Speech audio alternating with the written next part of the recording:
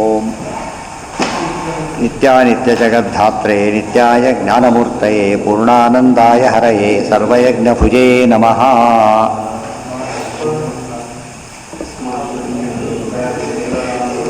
ಯಸ್ಮಾತ್ ಬ್ರಹ್ಮೇಂದ್ರರುದ್ರಾದಿದೇವತಾನಾಂ ಶ್ರೇಯೋಪಿ ಚ ಜ್ಞಾನಸ್ಫೂರ್ತಿ ಸದಾ ತಸ್ಮೈ ಹರಯೇ ಗುರವೇ ನಮಃ.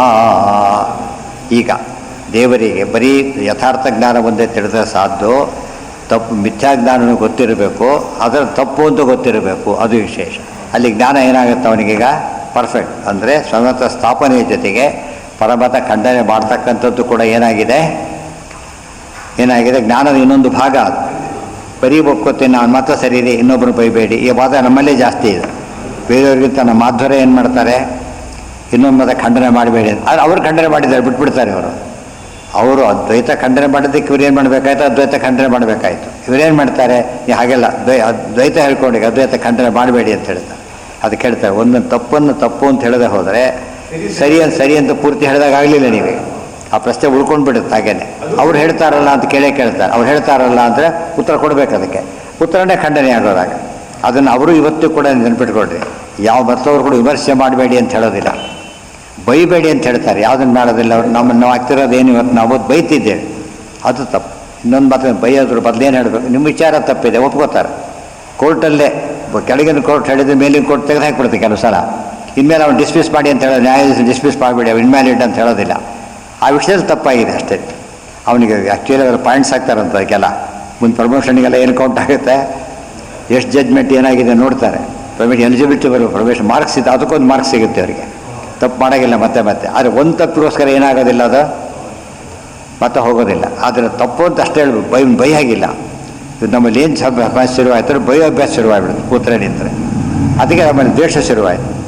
ವಿಮರ್ಶೆಗೆ ಎಂದೂ ಅವಕಾಶ ಇರುತ್ತೆ. ಇವತ್ತು ಅವರು ಹೇಳ್ತಾರೆ ವಿಮರ್ಶೆ ಮಾಡಿ ಏನೂ ತಪ್ಪಲ್ಲ, ಆದರೆ ಬೈಬೇಡಿ ಅಂತ ಅವ್ರು ಹೇಳೋದು. ನಾವು ವಿಮರ್ಶೆ ಮಾಡಿದ್ರೆ ಬರೀ ಬೈತೇವೆ ಅಂತ ನಾವು. ಅದು ಸ್ಕೂಲ್ ಆಫ್ ಥಾಟ್ ಇದೆ, ಬೈದರೆ ನಾವು ದೀಕ್ಷೆ ತೋರಿಸ್ತಾ ಲೆಕ್ಕ ಅಂತೇಳಿ. ಹಾಗೆ ಮಾಡಬಾರ್ದು, ತಿಳಿಸಿ ಹೇಳಬೇಕಲ್ಲ.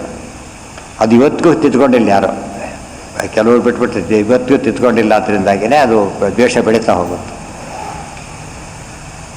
ನಾಂಗೀ ಕುರುವಂತಿ ತೇಪ್ಪೇವ ಒಂದು ಭಾಗ ಮುಗೀತೀಗ. ಇನ್ನೊಂದು ಭಾಗ ಏನೀಗ ಆಯ್ತು, ದೇವರು ಸೃಷ್ಟಿಕರ್ತ ಅಂತ ಒಪ್ಕೊಂಡ್ಬಿಡ್ತೇವೆ, ಅವನು ಲಯಕರ್ತ ಅಂತ ನಾವು ಒಪ್ಪೋದಿಲ್ಲ. ಲಯಕರ್ತ ಸೃಷ್ಟಿಕರ್ತ ಅಂತ ಒಪ್ಪೋದಿಲ್ಲ, ಸರಿಯಲ್ಲ. ಏನನ್ನು ಒಪ್ಕೋಬೇಕು ನೀವೀಗ? ಸೃಷ್ಟಿಕರ್ತ, ಲಯಕರ್ತ, ಸರ್ವಕರ್ತ ಅಂತ ಒಪ್ಕೊಳ್ಳದೆ ಹೋದರೆ ದೇವ್ರನ್ನ ಒಪ್ಕೊಂಡಾಗ ಆಗಲಿಲ್ಲ, ಅದು ತಪ್ಪೇನೆ ಅಂತ ಹೇಳ್ಬಿಟ್ಟು. ಇವು ದೇವ್ರನ್ನೇ ಒಪ್ಪೋರು ಇದ್ದಾರೆ, ಗೊತ್ತಲ್ಲ, ದೇವ್ರನ್ನೇ ಒಪ್ಪೋದಿಲ್ಲ ಅಂತ ಹೇಳೋರು ಇದ್ದಾರೆ. ನ್ಯಾಯಾಕರಲ್ಲಿ ದೇವ್ರನ್ನ ಒಪ್ಪೋದಿಲ್ಲ ಅಲ್ಲ, ಅವರು ಎಲ್ಲ ಸ್ಟೇಜಲ್ಲೂ ಅವ್ರ ರೋಲ್ ಇಲ್ಲ. ಆ ರೀತಿ ಅದು ಸರಿಯಲ್ಲ. ಸರ್ವಕರ್ತ ಅಂತ ಹೇಳಿದ ಮೇಲೆ ಎಲ್ಲೂ ರೋಲ್ ಇಲ್ಲ ಅಂದರೆ ಅರ್ಥ ಏನು? ಅದಕ್ಕೆ ಲಿಮಿಟೆಡ್ ರೋಲ್ ಹೇಳಿದ್ರು ಕೂಡ ದೇವರಾಗಲಿಲ್ಲ, ಅಬ್ಸರ್ವೇಟೇ ಬರಬೇಕು ಅದರಲ್ಲಿ. ಮುಕ್ತಾನಾಂಬಿ ಹರೇ ಸ್ಯಾಮ್, ಕೆಲವು ತಪ್ಪುಗಳೆಲ್ಲ ಹೇಳ್ತಾರೆ. ಇಂಥ ತಪ್ಪುಗಳನ್ನು ಮಾಡಿಕೊಡೋದು. ಏವಂ ಸೃಷ್ಟಿಕರ್ತೃತ್ವ ನಾಂಗೀಕುರ್ವಂತೆ ಹರೇಹೇ ತೇಪಿಯಾಂತಿ ತಮೋಘೋರಂ ತಥಾ ಸಂಹಾರ ಕರ್ತೃತಾಂ ನಾಂಗೀಕುರ್ವಂತಿ ತೇಪ್ಯೇವಂ ತಸ್ವಾತ್ ಸರ್ವಗುಣಾತ್ಮಕ. ಕೆಲವರು ದೇವರನ್ನು ಸೃಷ್ಟಿಕರ್ತ ಮಾತ್ರ ಅಂತ ಕರೆಯುತ್ತಾರೆ, ಕೆಲವರು ಲಯಕರ್ತ ಮಾತ್ರ ಅಂತ ಕರೀತಾರೆ. ಎರಡೂ ತಪ್ಪು. ಸೃಷ್ಟಿಕರ್ತನೂ ಹೌದು, ಲಯಕರ್ತನೂ ಹೌದು. ಎರಡು ಒಬ್ಬನೇ ಹಾಗಾಗ್ತಾರೆ ಅಂತ ಒಂದು ಪ್ರಶ್ನೆ. ಈಗ ತಂದೆ ಇದ್ದಾನೆ, ಮಗನ ಕೊಲ್ಲೋದಿಲ್ಲ, ಅದನ್ನ ಏನರ್ಥ? ಸೃಷ್ಟಿ ಮಾಡೋಣ ಬೇರೆ, ಲಯ ಮಾಡೋದೇ ಬೇರೆ, ವಾದ ಇದು. ಅದು ಇನ್ನೊಂದು ಕಡೆಗೆ ಹೋಗಿ ಸಸ್ಪೆಂಡ್ ಮಾಡ್ಬೇಕಾದ್ರೆ ಯಾರು ಸಸ್ಪೆಂಡ್ ಮಾಡಬೇಕು? ಡಿಸ್ಮಿಸ್ ಯಾರು ಮಾಡಬೇಕು? ಅಪಾಯಿಂಟ್ ಮಾಡಿದವನೇ ಮಾಡಬೇಕು. ಇಲ್ಲಿ ಎಷ್ಟು ವ್ಯತ್ಯಾಸ ಇದೆ ನೋಡಬೇಕಿಲ್ಲ. ಕೆಲವು ಹೀಗೆ ಎಕ್ಸಾಂಪಲ್ ಇದೆ. ಈಗ ಸತ್ ಯಾರೋ ಬದನೆಕಾಯಿ ಗಿಡ ಬರ್ಕೊಬಿಟ್ಟಿರುತ್ತೆ, ಬರೀಯಲ್ಲಿ ಬದನೆಕಾಯಿ ಗಿಡ ಕೆಲವು ಕಟ್ ಮಾಡೋದಿಲ್ಲ, ಪಾಪ ಇಲ್ಲೇ ಬರ್ಕೊಂಡಿದ್ದೆ ಹೋಗ್ಬಿಡು ಅಂತೇಳಿ.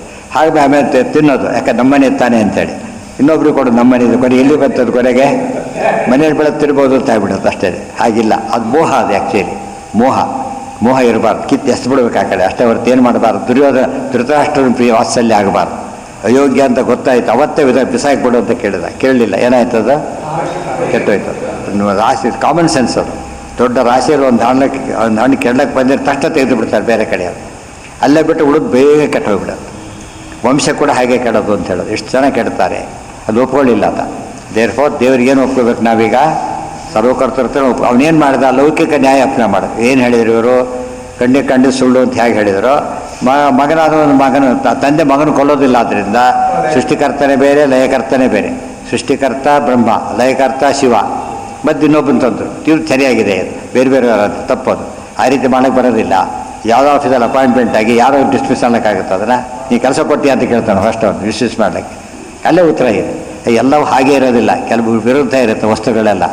ಅದಕ್ಕೆ ಆ ನ್ಯಾಯ ಅಪ್ಪರು ಏನು ಮಾಡಿದ್ರು, ಮೆಕ್ಯಾನಿಕಲ್ಲ ಹೇಳಿಬಿಟ್ರು. ಕಂಡದ್ದೆಲ್ಲ ಸುಳ್ಳು ಏನೇನು ಹೇಳ್ತಾವ, ಕೊನೆಗೇನಾಯ್ತದ ಮತನೇ ಕಟ್ಟೋಯ್ತು ಕರೆ. ಆ ರೀತಿ ಮಾಡಬಾರ್ದು, ಜನರಲೈಸ್ ಆ ರೀತಿ ಮಾಡಿದ್ರು. ಅದಕ್ಕೆ ದೇವ್ರು ಏನು ಮಾಡಿದ್ರು ಗೊತ್ತಾ, ಬಹುಚಿತ್ರ ಜಗತ್ ಬಹುಧಾಕರಣಾತ್ ಪರಶಕ್ತಿ ರಣಂತ ಗುಣ ಪರ. ನಾವು ಲೆಕ್ಕದಂತೆ ಇರೋದಿಲ್ಲ ಅವೆಲ್ಲ. ಕೆಲವು ಪದಾರ್ಥ ತಿಂದರೆ ನಾವೇನು ಮಾಡ್ತೀವಿ, ಈಗ ತುಳಸಿ ಉಪಯೋಗಿಸೋ ರೀತಿ ಬೇರೆ, ಕೆಲವು ಪದಾರ್ಥ ಬಾಳೆಹಣ್ಣು ಉಪಯೋಗಿಸೋ ರೀತಿ ಬೇರೆ, ಸೀಡ್ಲೆಸ್ಸಾಗಿ ಉಪಯೋಗಿಸೋ ರೀತಿ, ಹಲಸಲ್ಲಿ ಉಪಯೋಗಿಸೋ ರೀತಿ ಬೇರೆ. ಎಲ್ಲದೂ ಇಡೀ ತಿಲ್ಲಕ್ಕೋರ ಗತಿ ಏನಾಗ್ತಿತ್ತು, ವೈವಿಧ್ಯ ಇಟ್ಟಿದ್ದಾನೆ. ಅದು ಭೇದನ್ನು ತೋರಿಸ್ತಾನೆ ಪರಮಾತ್ಮ. ಅದನ್ನು ಸುಖ ಜ್ಞಾನಾಧಿಕರ್ತೃತ್ವ ಜ್ಞಾನ ತದ್ಭಕ್ತಿ. ಅದೇ ರೀತಿ ದೇವ್ರ ಬಗ್ಗೆ ಇನ್ನೂ ತಪ್ಪು ತಿಳ್ಕೊತಾರೆ, ತಿಳ್ಕೊಬಾರದು. ಯೋ ವೇದ ಸಂಹೃತಿ ಜ್ಞಾನ ದೇಹ ಬಂಧಾದ್ ವಿಮುಚ್ಯತೆ. ದೇವರು ಸಂಹಾರಕರ್ತ ಅಂತ ತಿಳ್ಕೊಂಡ್ರೆ ನಮ್ಮ ಸಂಸಾರ ನಾಶ ಮಾಡಿಬಿಡ್ತಾನೆ. ದೇವರು ಸೃಷ್ಟಿಕರ್ತ ಅಂತ ತಿಳ್ಕೊಂಡ್ರೆ ಮೋಕ್ಷವನ್ನು ಕೊಡ್ತಾನೆ. ಎರಡು ಫಲ ಇದೆ. ಅಲ್ಲೂ ಹಾಗೆ ದುರ್ಮತ ಖಂಡನೆ ಮಾಡಿದರೆ ಅನಿಷ್ಟ ನಿವೃತ್ತಿ ಮಾಡ್ತಾನೆ, ಸನ್ಮತ ಸ್ಥಾಪನೆ ಮಾಡಿದರೆ ಇಷ್ಟಾಫಲ ಕೊಡ್ತಾನೆ. ಆದ್ದರಿಂದ ಎರಡನ್ನೂ ಮಾಡಬೇಕು. ಯೋ ವೇದ ಸಂಹೃತಿ ಜ್ಞಾನ ದೇಹ ಬಂಧಾದ್ ವಿಮುಚ್ಯತೆ. ಸುಖ ಜ್ಞಾನಾಧಿಕರ್ತೃತ್ವ ಜ್ಞಾನ ತದ್ವ್ಯಕ್ತಿ ಮಾವ್ರಜೆ. ಸುಖ ಜ್ಞಾನಾಧಿಕರ್ತೃ ಪರಮಾತ್ಮ ಮಾಡಿಕೊಡ್ತಾನೆ. ಸರ್ವದೋಷ ವಿಧಿರ್ಮುಕ್ತಂ ಗುಣರೂಪಂ ಜನಾರ್ದನಂ ಜಾನೀಯಾನ್ನ ಗುಣಾನಾಂಚ ಭಾಗಹಾನಿಂ ಪ್ರಕಲ್ಪಯೇತ್. ಎಕ್ಸ್ಟೆಂಡ್ ಮಾಡ್ತಾರೆ. ಈ ರೀತಿ ಪರಮಾತ್ಮನಲ್ಲಿ ಯಾವ ದೋಷಗಳೂ ಇಲ್ಲ, ಎಲ್ಲವೂ ಗುಣಗಳೇ ಇವೆ ಅಂತ ಅರ್ಥ ಮಾಡ್ಕೋಬೇಕು. ನ ಮುಕ್ತಾನಾಮಪಿ ಹರೇಶಾಮ್ಯಂ. ಇನ್ನೂ ಕೆಲವರು ಏನು ಮಾಡಿದರು, ಈಗ ನಮಗೂ ಭೇದ ಇದೆ, ಮುಕ್ತಿಯಲ್ಲಿ ಭೇದ ಇಲ್ಲ. ಒಬ್ಬೊಬ್ಬರ ಮತಗಳ ವಿಷ್ಣು ಕೂಡ ಒಪ್ಪಬಾರ್ದು ಹಾಗೆಲ್ಲ. ವಿಷ್ಣುರಭಿನ್ನತಾಂ, ನಮಗೂ ದೇವರಿಗೂ ಅಭೇದ ಇದೆ. ನವೈ ಪ್ರಚಿಂತೆಯೇತ್ ತಸ್ಮಾತ್ ಬ್ರಹ್ಮಾದೇ ಸಾಮ್ಯಮೇ ಭವ. ನಾವು ಐಕ್ಯ ಹೇಳೋರು ಎಲ್ಲರಿಗೂ ಸಮ ಅಂತ ಹೇಳೋರು ಇನ್ನೊಂದು ವಾದ, ಅದು ಸರಿಯಲ್ಲ. ಮಾನುಷಾದಿ ವಿರಿಂಚಾಂತಂ ತಾರತಮ್ಯಂ ವಿಮುಕ್ತಿಗಂ. ಮಾನುಷಾದಿ ವಿರಿಂಚ, ಮನುಷ್ಯರಿಂದ ಪ್ರಾರಂಭ ಮಾಡಿಕೊಂಡು ವಿರಿಂಚ ಅಂತ ಬ್ರಹ್ಮದೇವರವರೆಗೆ ಏನಿದೆಯಲ್ಲ ಅಥವಾ ತಾರತಮ್ಯ ಏನದು, ವಿಮುಕ್ತಿಗಂ, ಮುಕ್ತಿಯಲ್ಲೂ ಇರುತ್ತೆ ಹೊರತು ಹೋಗೋದಿಲ್ಲ. ತಥೋ ವಿಷ್ಣೋ ಪರೋತ್ಕರ್ಷಂ ಸಮ್ಯಕ್ ಜ್ಞಾತ್ವಾ ವಿಮುಚ್ಯತೆ. ಎಲ್ಲರಿಗಿಂತ ವಿಷ್ಣು ಸರ್ವೋತ್ತಮ ಅಂತ ತಿಳ್ಕೊಳ್ಳೋದೇ ಜ್ಞಾನ. ಅದು ಬಂತಂದರೆ ಮುಕ್ತಿ ಆಗೇ ಆಗ್ತಾನೆ. ಮುಕ್ತಿ ಖಚಿತ. ಇದು ಇಂಪಾರ್ಟೆಂಟ್. ತಾರತಮ್ಯಂ ವಿಮುಕ್ತಿಗಂ. ನಮ್ಮಲ್ಲೇ ಇವತ್ತು ರಿಟೈರ್ ಆದ ತಕ್ಷಣ ಸೇಮ್ ಪೆನ್ಷನ್ ಬರುತ್ತೆ ಎಲ್ರಿಗೂ. ರಿಟೈರ್ ಆದವರು ಸೇಮ್ ಪೆನ್ಷನ್ ಇದೆಯಾ? ಇಲ್ಲ. ಅವ್ರ ಸ್ಯಾಲ್ರಿ ಪ್ರಕಾರ ಪೆನ್ಷನ್ ಫಿಕ್ಸ್ ಆಗಿರುತ್ತೆ. ಅದು ಸಾಮ್ಯ ಮುಕ್ತಿಯವರು ರಿಟೈರ್ಮೆಂಟ್ ಇದ್ದಾಗೆ. ಆಫ್ಟರ್ ರಿಟೈರ್ಮೆಂಟ್ ಎಲ್ರಿಗೂ ಒಂದೇ ಪೆನ್ಷನ್ ಕೊಡೋದು ನೋಡಿ ಯಾರು ಕೂಡ ಇಲ್ಲ. ಸೊ ಮುಕ್ತಿಯ ಸ್ಯಾಲ್ರಿ ಸರ್ವಿಸಲ್ಲಿದ್ದಾಗ ಹೆಚ್ಚೆ ವ್ಯತ್ಯಾಸ ಇತ್ತು. ರಿಟೈರ್ ಆದಮೇಲೆ ಏನಾಗುತ್ತದೋ ಕಂಟಿನ್ಯೂ ಆಗುತ್ತೆ. ಸಮತಾವಾದಕ್ಕೆ ಅರ್ಥ ಇಲ್ಲ ಅದಕ್ಕೆ. ಈ ಸಮತಾವಾದ ಅಲ್ಲ. ಅವ್ರು ಡ್ಯೂ ಇರೋ ಸಮತ ಒಪ್ಪಬೇಕು. ಡ್ಯೂ ಸಮತ ಒಪ್ಪಕ್ಕೆ ಹೊರತು ಅಂಡ್ಯೂ ಸಮತ್ವ ಒಪ್ಪಾರು. ಮುಂದೆ ಹೇಳ್ತಾರೆ, ತದ್ ಹಿರಣ್ಮಯೇನ ಪಾತ್ರೇಣ ಸತ್ಯಸ್ಯಾಪಿಹಿತಂ ಮುಖಂ ತತ್ವಂ ಪೂಷನ್ ಅಪಾವೃಣು ಸತ್ಯಧರ್ಮಾಯ ವೃಷ್ಟಯೇ. ನಮಗೆಲ್ಲ ಏನಾಗಿದೆ, ದೇವರು ಪ್ರಾರ್ಥನೆ ಮಾಡೋದು, ನಿತ್ಯ ಮಾಡೋ ಪ್ರಾರ್ಥನೆ ರೀತಿ ಏನಂತ ಪ್ರಾರ್ಥನೆ ಮಾಡಬೇಕು ಅಂದರೆ, ಹಿರಣ್ಮಯೇನ ಪಾತ್ರೇಣ ಸತ್ಯಶ್ಚ ಅಪಿಹಿತಂ ಮುಖಂ. ಹಿರಣ್ಮಯ ಪಾತ್ರೆಯಿಂದ ಸತ್ಯನಾಮಕ ಭಗವಂತನ ಮುಖ ನಮಗೆ ಕಾಣದಂತೆ ಆಗಿದೆ. ಒಂದು ಅಡ್ಡ ಬಂದುಬಿಟ್ಟು ತೆರೆ ಅಡ್ಡ ಬಂದಿದೆ. ಇಲ್ಲಿ ಪಾತ್ರ ಅಂದರೆ ತೆರೆ ಇದೆ. ತತ್ವಂ ಪೂಷನ್ ಅಪಾವೃಣು. ಪರಮಾತ್ಮ ತೆರೆನೇನು ಮಾಡ್ಬೇಕು, ನೀನೀಗ ನೀನೇ ಸರಿಸ್ಬೇಕಷ್ಟೇ. ಒಳಗೆ ಬಾಳ ಹಾಕ್ಕೊಂಡವರು ಯಾರು ತೆಗಿಬೇಕು?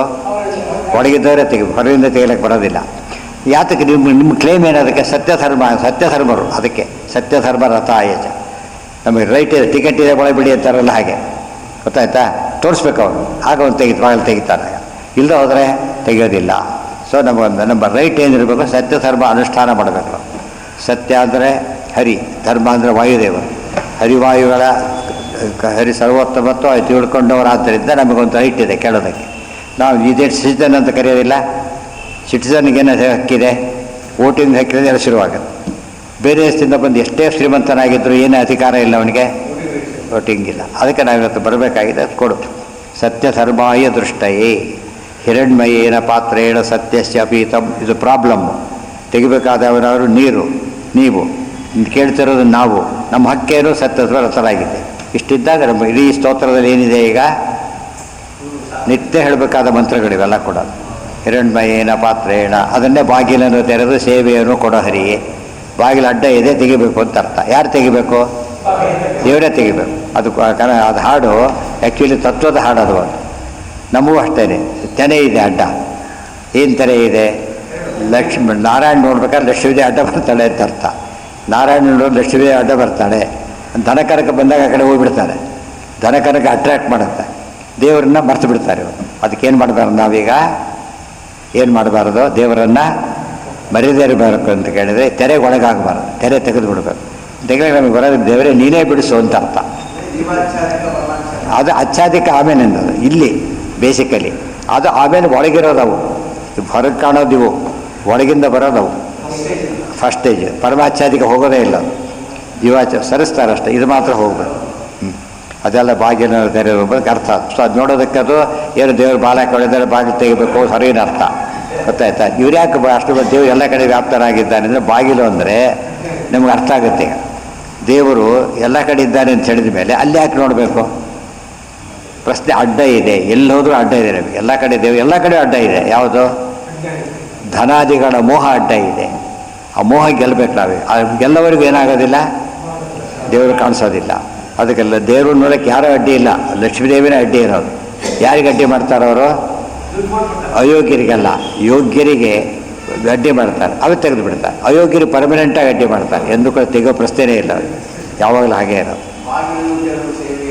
ಅದೇ ಸೇವೆಯನ್ನು ಕೊಡು, ಅಲ್ಲಿ ಸೇವೆ ಮಾಡೋ ಅವಕಾಶ ಕೊಡು, ಅದು ಹೇಳಿದಲ್ಲ, ಅದೇ ಆ ಮಾತಿನ ಅರ್ಥ. ಅದೇ ಎಲ್ಲ ಶಾಸ್ತ್ರದ ಮಾತುಗಳೆಲ್ಲ ಒಳಗೆ ಅರ್ಥ, ಬೇರೆ ಅರ್ಥ ಕೊಟ್ಟು ಬಿಡೋದು.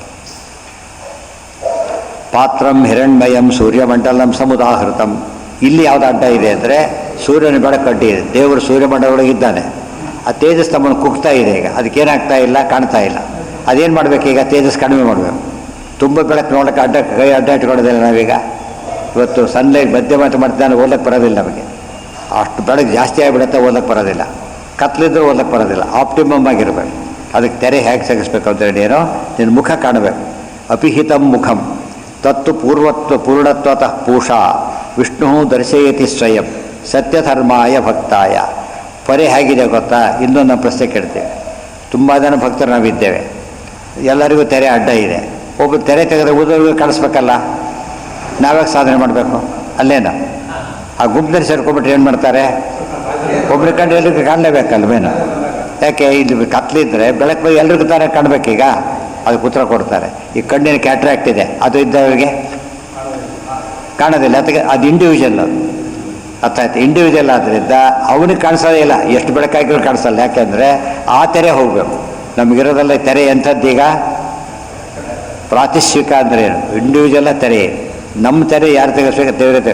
ಒಬ್ಬ ಪಕ್ಕದ ಮೇಲೆ ಆಪ್ರೇಷನ್ ಮಾಡಿಸ್ಕೊಂಡ್ರೆ ಕ್ಯಾಟ್ರಾಕ್ಟ್ ನಮ್ಗೆ ಹೋಗುತ್ತಾ? ನಾವು ಮಾಡಿಸ್ಕೊಂಬರ್ಬೇಕಾ? ಇಲ್ಲ. ಅದಕ್ಕೆ ತತ್ವಂ ಪೂಷನ್ ಅಪಾವರು, ನೀನು ತೆಗಿಬೇಕಲ್ಲ. ಅಂದರೆ ಇದೆಲ್ಲ ಫುಲ್ಲು ತತ್ವ ಸರಿಯಾಗಿ ಓದ್ಕೊಂಡ್ರೆ ಇದು ಯಾವ ಅಕ್ಷರ ತೊಗೊಂಡ್ರು ಹೇಳೋದು ಯಾವುದನ್ನು? ಹರಿದೇವ ಪರೋ ಹರಿದೇವ ಗುರು, ಬೇರೆ ಚೇಂಜ್ ಮಾಡೋಕ್ಕೆ ಬರೋದಿಲ್ಲ ಅದನ್ನು. ಪಾತ್ರಂ ಹಿರಣ್ಮಯಂ ಸೂರ್ಯಮಂಡಲಂ ಸಮುದಾಹೃತಂ ವಿಷ್ಣು ಸತ್ಯಸ್ಯ ತೇನೈವ ಸರ್ವದಾ ಅಪಿಹಿತಂ ಮುಖಂ ತತ್ತು ಪೂರ್ಣತಃ ಪೂಷಾ ವಿಷ್ಣು ದರ್ಶಯತಿ ಸ್ವಯಂ ಸತ್ಯಧರ್ಮಾಯ ಭಕ್ತಾಯ. ಅದೆಲ್ಲ ಡೀಟೇಲ್ಸ್ ಇದೆ. ನಾಳೆ ಸರ್ವೇಂದ್ರಿಯ ಪ್ರೇರಕೇಣ ಶ್ರೀ ಪ್ರಾಣಪತಿನೇರಿದ ಯದವೋಚಮಹಂ ತೇನ ಪ್ರೀಯತಾಂ ಕಮಲಾಲಯ.